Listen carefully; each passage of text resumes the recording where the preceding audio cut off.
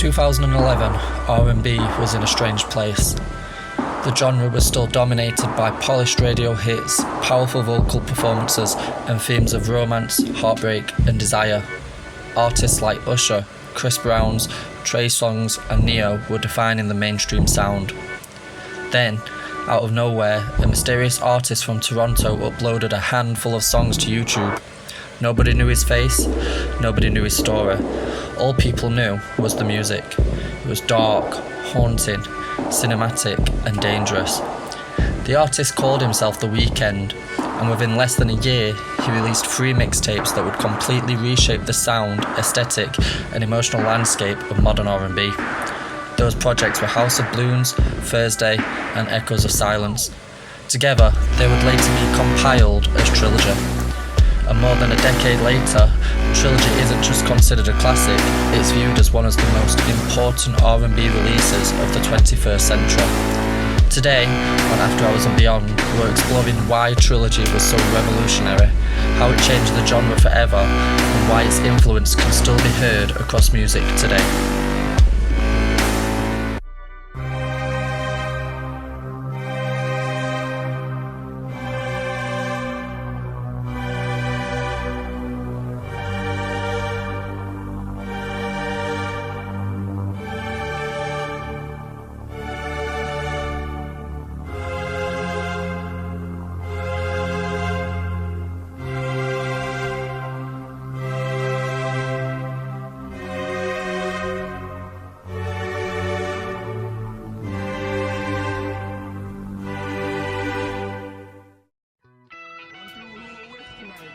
So she's so lovely right here.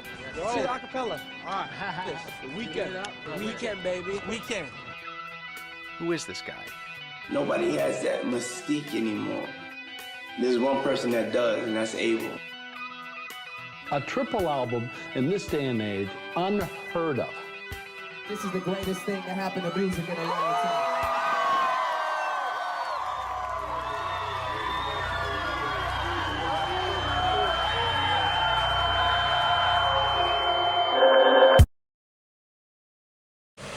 To understand why Trilogy felt so shocking, we need to understand what R&B sounded like before it arrived. For decades, mainstream R&B largely focused on themes of love, relationships, seduction, and emotional vulnerability. Even when artists explored darker subjects, the music often maintained a polished and accessible presentation. The production was clean, vocals were front and centre, and the goal was often emotional connection and commercial appeal. Then The Weeknd arrived and flipped the formula upside down. Instead of romance, he gave listeners emotional detachment. Instead of fantasy, he offered self-destruction. And instead of polished optimism, he created a world filled with drugs, loneliness, toxic relationships, and existential emptiness. And perhaps most importantly, he didn't present these themes as cautionary tales.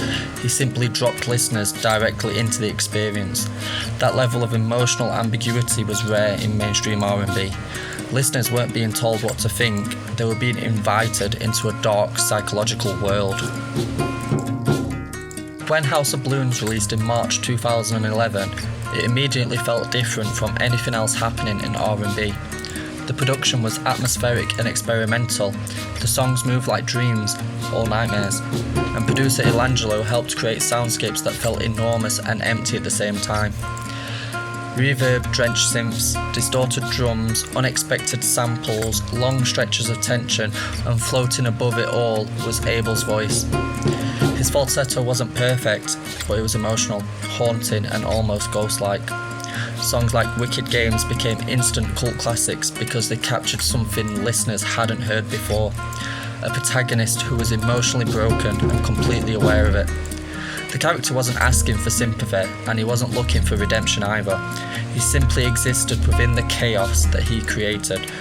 Tracks like The Morning and High for This expanded that world even further.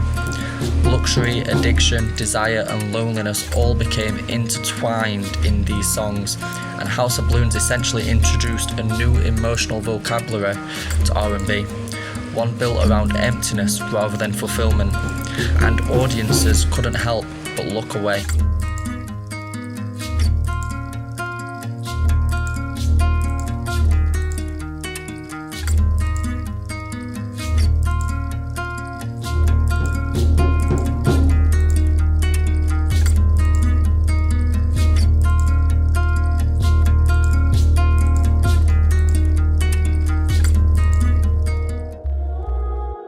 If House of Balloons introduced listeners to the Weeknd's world, Thursday dragged them deeper inside it.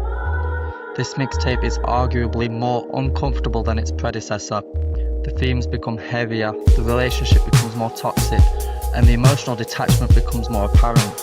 Thursday explores obsession, dependency, and emotional manipulation in ways that we rarely discuss so openly within R&B. The songs feel slower and more hypnotic and almost claustrophobic. Abel's voice becomes another instrument inside the production, rather than simply sitting on top of it. His vocals fade in and out of the massive walls of sound. Whispers become melodies, and melodies become atmosphere. The mixtape challenged traditional expectations of what R&B vocals should sound like, and instead of showcasing technical perfection, it prioritized emotional immersion. That influence can be heard across countless artists who emerged later on. The mood becomes just as important as the melody, sometimes even more important.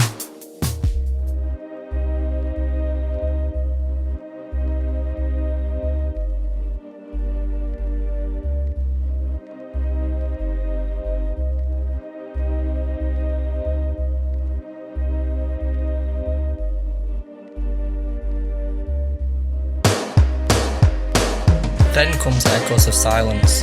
For many fans, this remains the strongest project in the entire trilogy. It's darker, more cinematic, and more emotionally devastating. Everything in the mixtape feels sharper and more focused. Abel's songwriting matured significantly across this year, and the narrative becomes more introspective, the production becomes more ambitious, and the emotional weight becomes almost overwhelming and too much to bear. Songs like Montreal and Next reveal a protagonist beginning to understand the consequences of his lifestyle. Not necessarily changing, but recognising the damage that he is doing. Echoes of Silence transformed the trilogy from a collection of dark songs into something larger. It turned the whole thing into a character study, a psychological portrait, a modern tragedy. By the end of the mixtape, listeners had spent nearly 30 songs watching a person spiral through pleasure, addiction, intimacy, and alienation. And unlike most stories, there was no happy ending waiting at the finish line of this one, only silence, which makes the title feel even more powerful.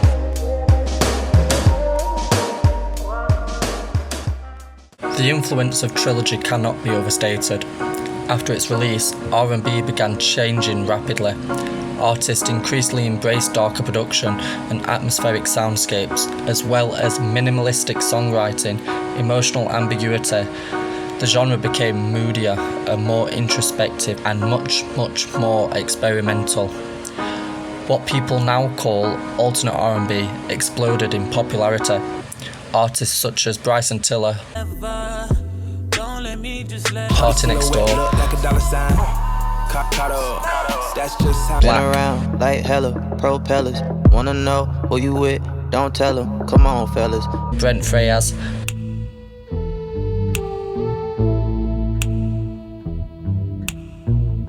and many others would emerge in a musical landscape that Trilogy helped to create. You can hear the Weeknd's fingerprints everywhere you go. The atmospheric production, the vulnerable yet detached vocals, and the late night aesthetics. The blending of hip-hop, electronic music, and R&B. Even beyond music, Trilogy changed how artists approach image and branding. Before social media, transparency became the norm. The Weeknd built intrigue through mystery. No interviews, few photographs, and almost no public presence at all. The music spoke for itself, so he didn't have to. That strategy created a mythology around the artist that many would later attempt to replicate. And perhaps that's the greatest achievement of Trilogy.